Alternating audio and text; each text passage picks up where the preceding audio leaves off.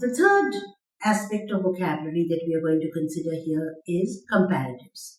Now, when we are looking at different opinions and we are trying to judge which opinion is better than the other or which system is better than the other, then we have to use comparatives. For example, good, better, best, bad, worse, worst, and so on.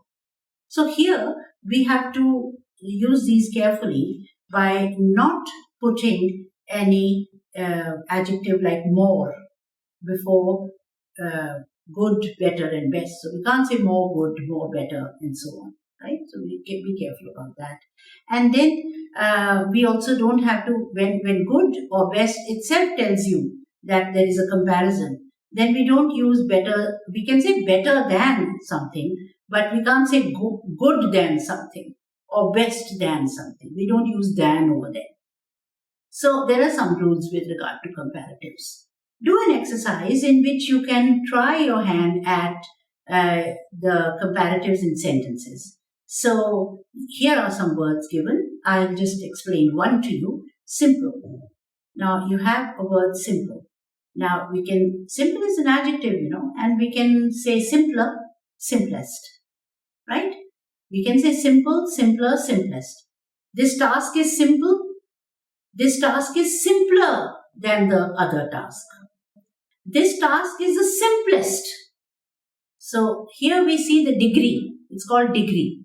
From one to the next to the next. It's a difference in degree. Simple, simpler, simplest.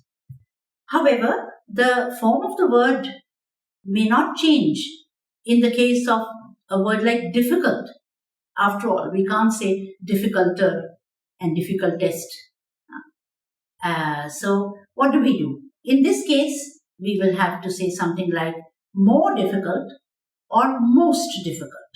Here is where other set of comparatives like more and most will help us, because we can't change the word difficult itself.